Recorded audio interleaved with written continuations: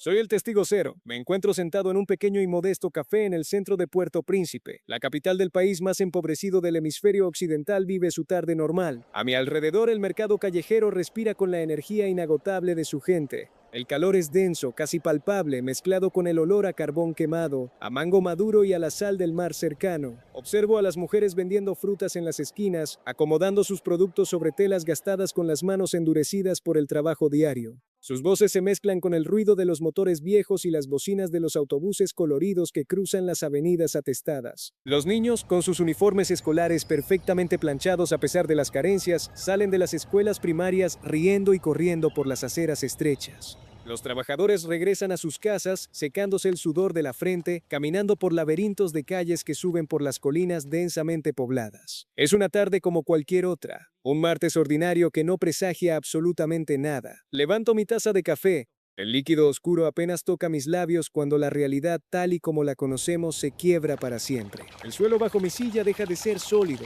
Al principio parece la vibración de un camión excepcionalmente pesado pasando por la avenida. Una vibración menor que hace tintinear las cucharillas contra los platos, pero no se detiene. El retumbo sordo se transforma en un rugido aterrador, un sonido gutural y mecánico que sube desde las entrañas mismas de la tierra. No es un sonido que se escuche con los oídos, es una frecuencia baja que te golpea directamente en el pecho.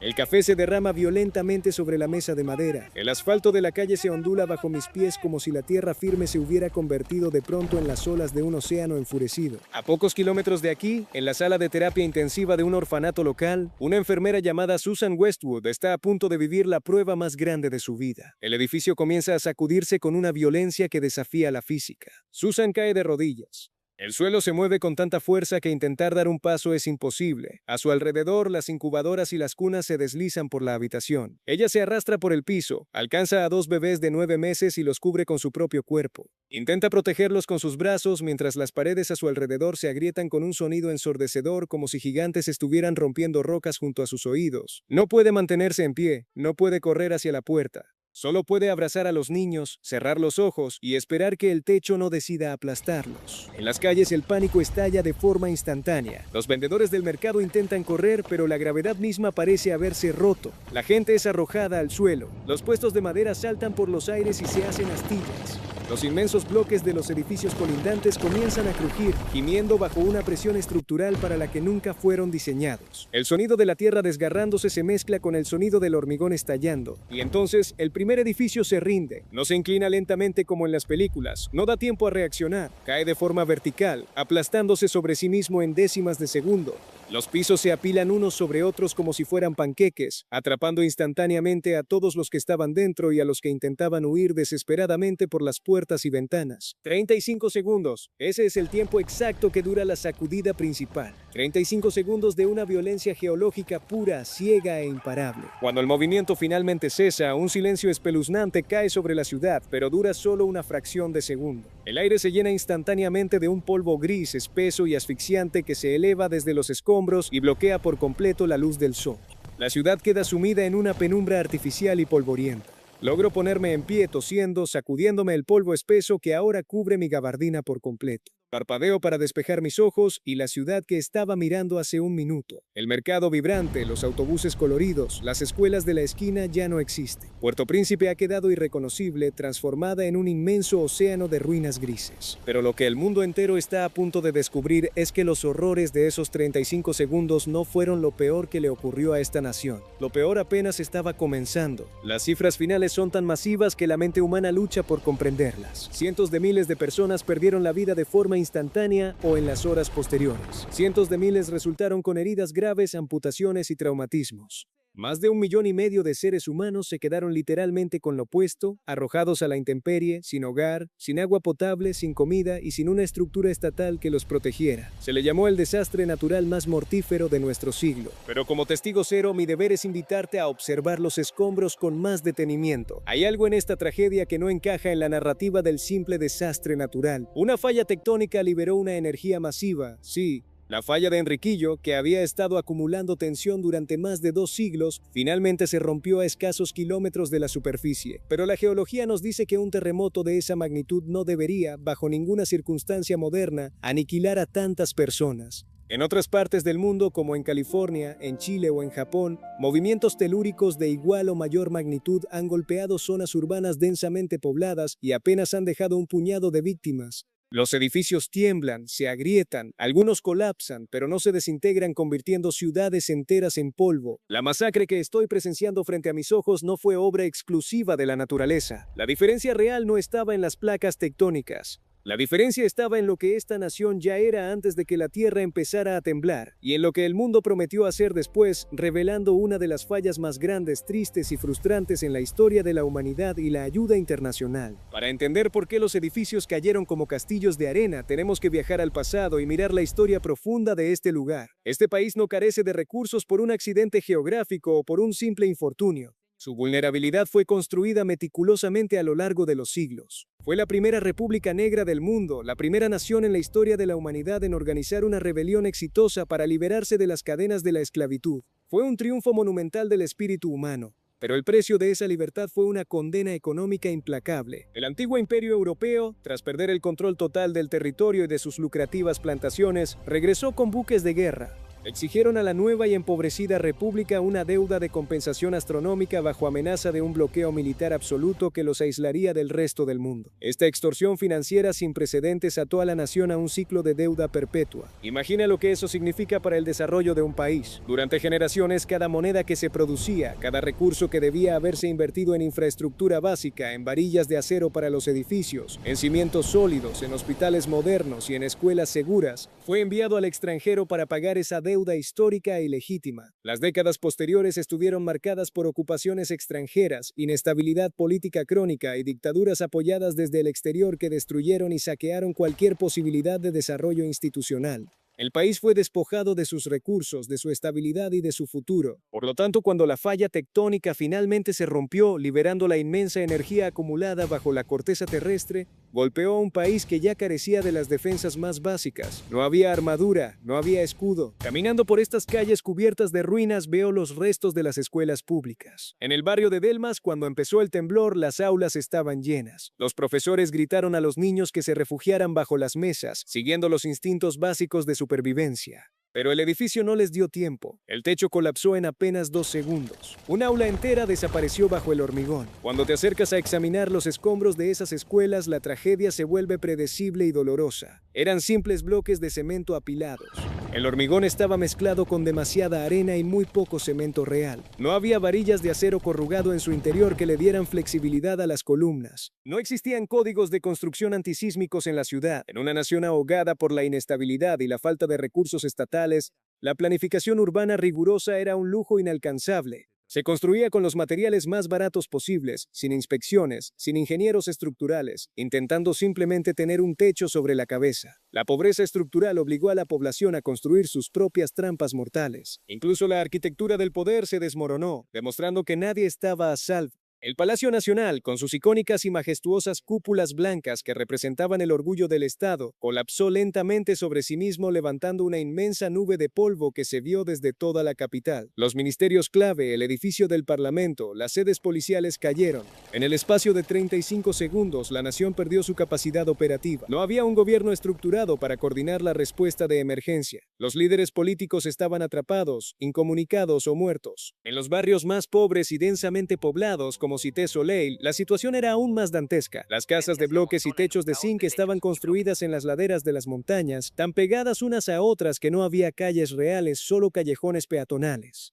Cuando el suelo tembló, el colapso de las casas superiores arrastró a las de abajo en un efecto dominó aterrador, creando avalanchas de escombros que sepultaron barrios enteros. No había espacio para correr, no había hacia dónde escapar. Y es en las horas inmediatas al colapso, cuando el polvo espeso comienza a sentarse lentamente y el sol desaparece dando paso a la oscuridad, que el verdadero horror silencioso toma el control de Puerto Príncipe. Sin electricidad, sin generadores, la ciudad entera se sumerge en la oscuridad más absoluta, y desde las ruinas invisibles en la noche, comienza a escucharse un sonido colectivo que helaría la sangre de cualquiera. Son miles y miles de voces. Gritos ahogados, lamentos y golpes sordos pidiendo auxilio desde las profundidades de la ciudad destrozada. Personas vivas atrapadas en pequeños huecos de aire bajo toneladas de cemento pidiendo que alguien, quien sea, los saque de ahí. La respuesta inicial no vino de helicópteros brillantes, ni de militares con equipos de alta tecnología, ni de equipos de rescate especializados con perros rastreadores. Esa ayuda tardaría días en llegar debido a la destrucción del aeropuerto y del puerto marítimo.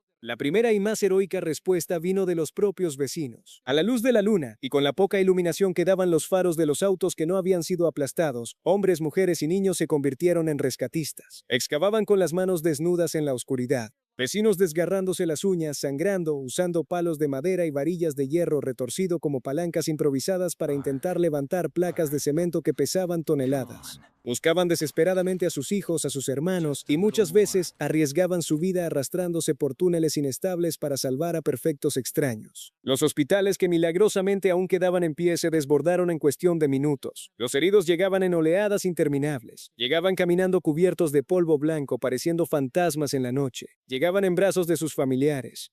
Llegaban arrastrados sobre puertas de madera rotas o cofres de automóviles usados como camillas improvisadas. El panorama dentro de los hospitales era una visión del infierno. No había médicos suficientes ni de lejos. No había suministros básicos. Las reservas de analgésicos, de antibióticos y de yodo se agotaron en la primera hora. No había agua potable para limpiar las heridas y, lo más aterrador, no había anestesia. Los pasillos se llenaron de sangre y de gritos. Personas con heridas críticas, aplastamientos severos y huesos expuestos yacían en el suelo de tierra de los patios interiores de las clínicas, esperando bajo la noche una atención que físicamente no podía llegar. Los médicos, exhaustos y traumatizados, se vieron obligados a realizar amputaciones de emergencia utilizando sierras comunes y sin anestesia, en un intento desesperado por salvar vidas frente a la gangrena inminente.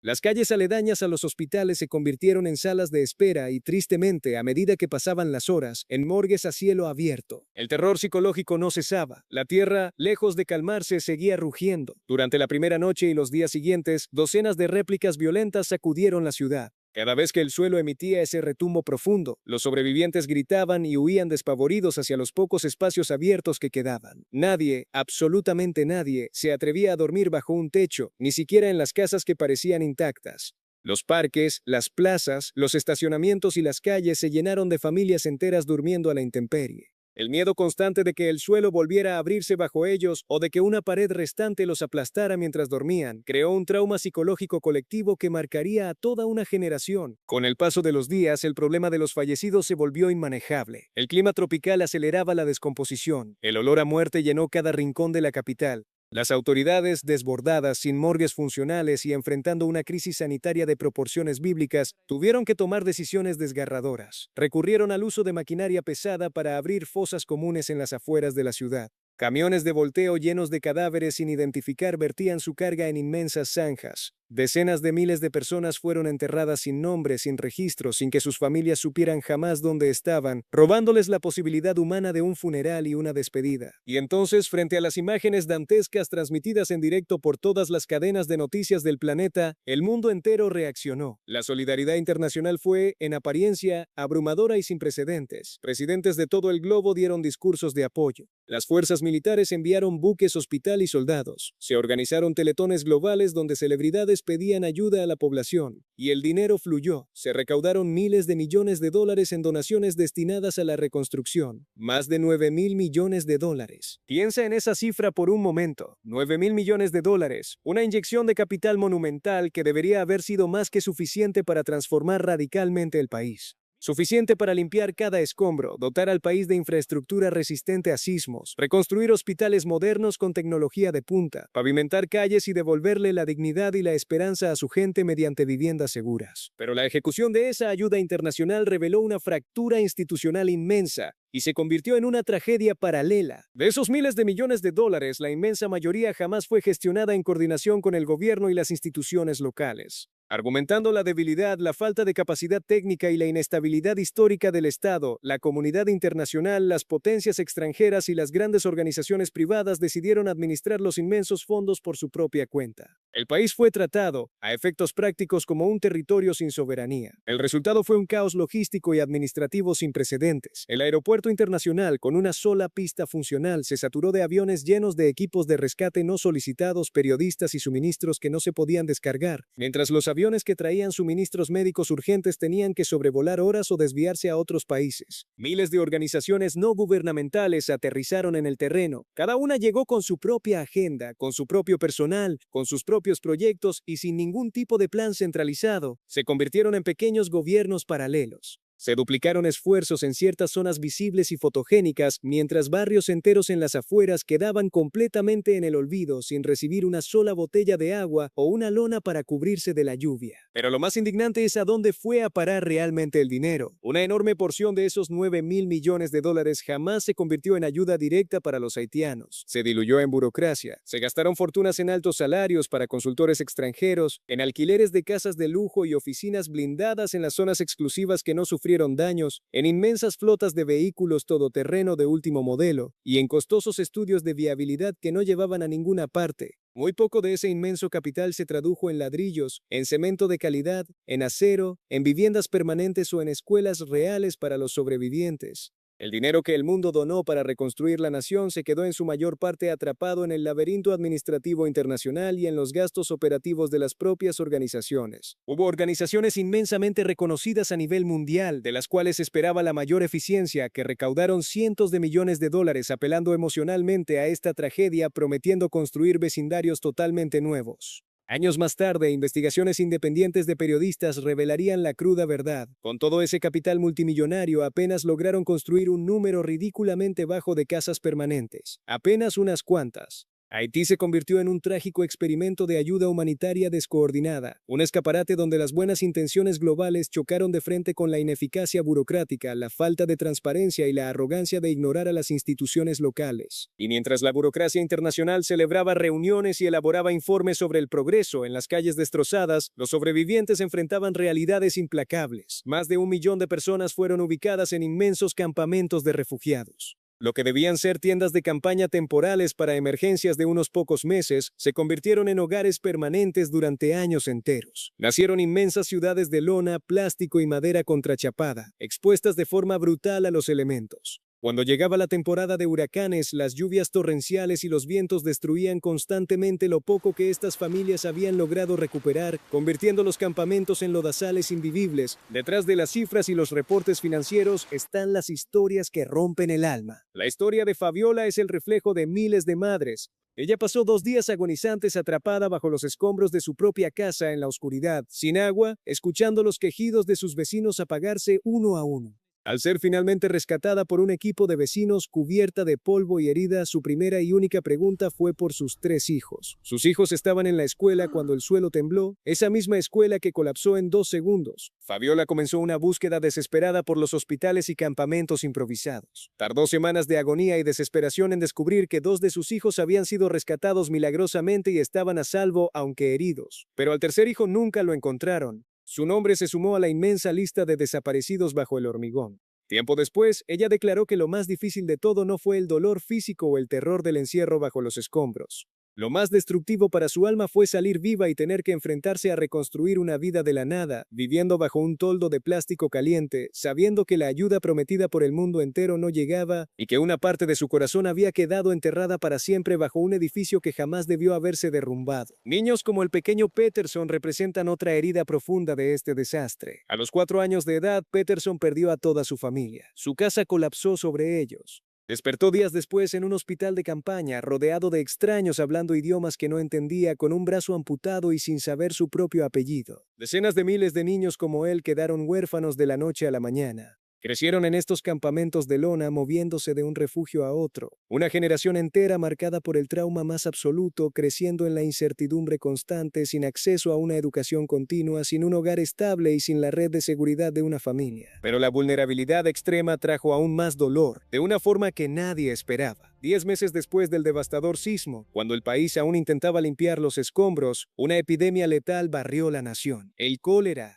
Una enfermedad altamente contagiosa que causa una deshidratación brutal y que no se había registrado en la región en más de un siglo, apareció de repente. ¿De dónde salió? Investigaciones epidemiológicas posteriores confirmaron lo impensable. La enfermedad fue introducida accidentalmente en el país por tropas de mantenimiento de paz de las Naciones Unidas. Debido a un manejo profundamente negligente de las aguas residuales en su campamento base, la bacteria del cólera contaminó el río principal que proveía de agua a decenas de miles de haitianos. Esta nueva crisis sanitaria se propagó rápidamente por los campamentos de refugiados, donde el hacinamiento y la falta de saneamiento básico eran la norma, y por las zonas rurales sin acceso a agua potable limpia. La epidemia cobró la vida de unas 10.000 personas más e infectó a cientos de miles. Una tragedia evitable montada sobre otra tragedia ineludible. Durante años la organización internacional negó su responsabilidad y se amparó en la inmunidad diplomática, mientras los sobrevivientes del terremoto morían de una enfermedad curable por falta de sueros de hidratación. Ha pasado mucho tiempo desde aquella tarde en la que el suelo vibró y mi taza de café se derramó sobre la mesa.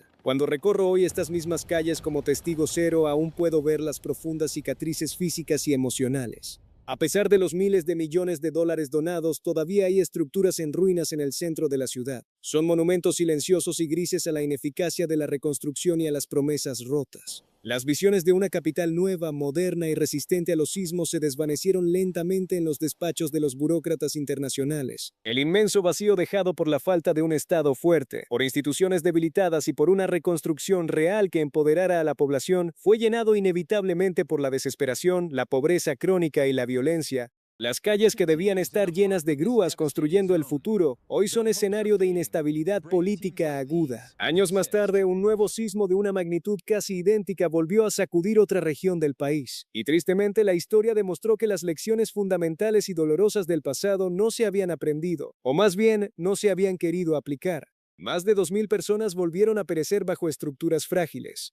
Se vieron las mismas escuelas construidas sin normas desplomándose, los mismos hospitales colapsados, la misma falta de respuesta rápida y coordinada, la misma vulnerabilidad estructural expuesta de nuevo, como una herida abierta ante los ojos del mundo. Un país puede sufrir el embate de un terremoto masivo, llorar a sus muertos y salir adelante más fuerte. Puede temblar la tierra con toda la furia de la geología y la vida continuar siempre y cuando sus edificios tengan cimientos sólidos y acero en sus columnas, sus hospitales cuenten con planes de contingencia y suministros, y sus instituciones funcionen para proteger y servir a sus ciudadanos. La diferencia fundamental entre un fenómeno natural inevitable y una catástrofe humana de proporciones bíblicas no es la fuerza con la que chocan las placas tectónicas. La destrucción masiva de esta nación no fue solo obra de la falla de Enriquillo, fue el resultado largo, silencioso y trágico de siglos de deuda asfixiante, de inestabilidad crónica impuesta, de falta de infraestructura básica y de una ayuda internacional que, aunque bien intencionada por parte de los ciudadanos que donaron su dinero, prometió salvarlos pero terminó enredada en su propia arrogancia y burocracia. Terminó siendo incapaz de entregar ladrillos, esperanza y soluciones reales a quienes lo habían perdido absolutamente todo. Soy el testigo cero, y mientras el polvo de la historia sigue cayendo lentamente sobre las calles de esta ciudad caribeña, la advertencia de este lugar permanece intacta y resuena para todas las ciudades del mundo. La naturaleza y la geología tienen el poder innegable de sacudir la tierra y derribar los muros, pero es la vulnerabilidad humana creada, ignorada y sostenida en el tiempo por las decisiones de los hombres la que permite que el colapso sea absoluto y definitivo.